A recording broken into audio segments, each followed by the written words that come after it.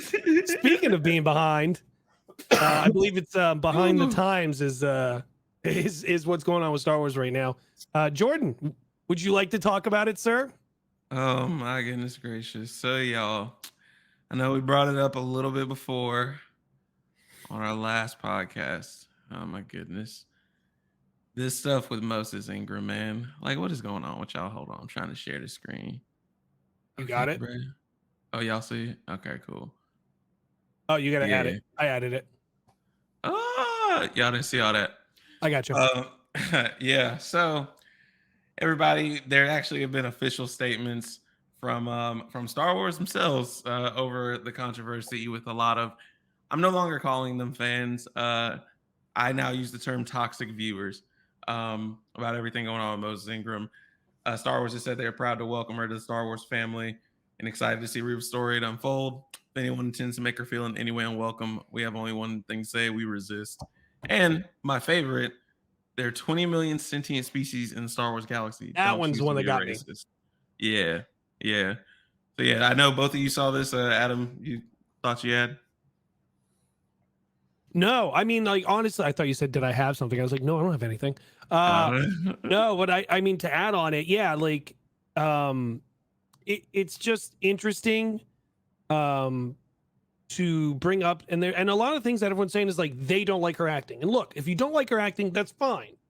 But some of the things that are being said about her is she's added just because of who she is and her, Yeah. and the fact that she's black and stuff like that. And like that stuff does not fly. But the problem is, like, everyone's like, oh, this is horrible. I can't believe this is happening. This happened, and I put the video out back in 2015 with John Boyega when he was in Star Wars. So this isn't a new thing. This is just the toxicity of this horrible fandom of certain things. And I mean, even look at the Rotten Tomato score, like I showed. Was it like 57% fan view for Rotten Tomato? And it's like, and I said it was being fan bombed, and everyone's like, oh, it's not being fan bombed. It's not even a good show. It's a great show. It's really good. Yeah. And if you don't like her acting, let me remind you, nobody liked Anakin's acting, but we just got done praising Hayden Christensen as if like Tony Soprano came on stage, and that was okay. Like, everyone forgot about the horrible acting he did in the first two movies. I mean, it's the same effect with Andrew Garfield, Amazing Spider-Man 2. Oh, it's a terrible movie. Somehow that turned into he wasn't a great Spider-Man, and now like he comes back and everyone loves him. Like, it's just, again, that's why for the next actual section, but before that, Jacob, do you have anything to say?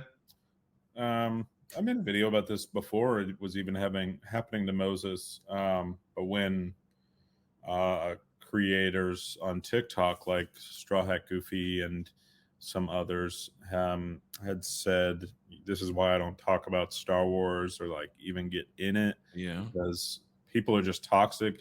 Even outside of racism, there's sexism, there's just ignorance, there's a whole mess of immaturity.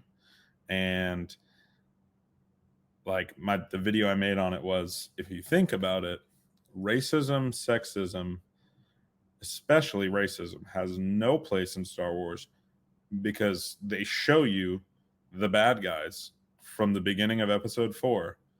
And anybody want to tell me what the bad guys look like?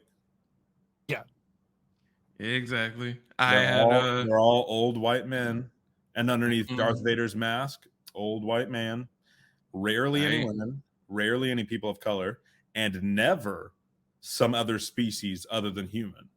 It's always human, and they're always white.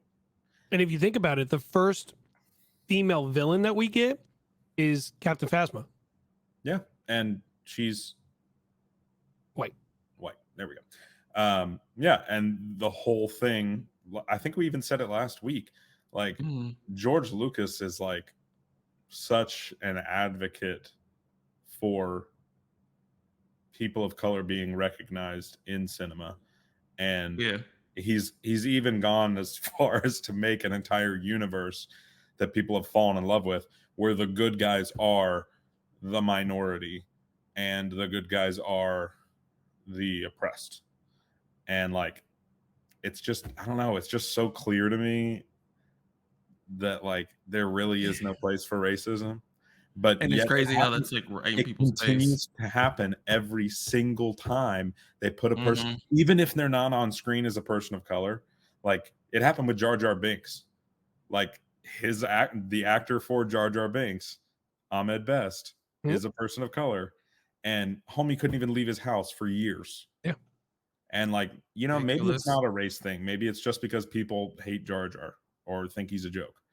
But like the fact that it's a trend and it's happened with 3 people now within the past 20 years. Well, not even like Star Wars. Look at Xochitl Gomez.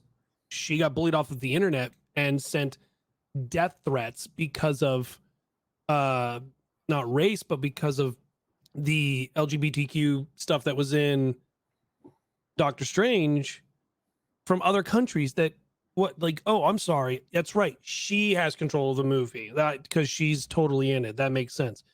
Well, get ready, internet. Get ready, everybody. We're getting a Latin Supergirl.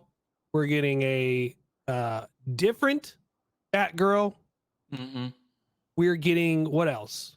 Michael B. Jordan's doing a Black Superman. What else are we getting? We're getting tons of different nationalities. So you know what? Get out of your system now. Do whatever you want, I guess. But do me a favor, as Jacob the other day kindly said in a quote. Hey, do me a favor. Shut the fuck up. The fuck up. Mm-hmm. Right. Yeah. Yeah, it's just a thing. And like I actually said this because like as a new fan, right? Like because even this is a place where sometimes you can't even say you're new at like watching something, right? Because people are like, oh, you hadn't been there since this, so you're not a real fan. Like that again goes with that toxic viewership, right?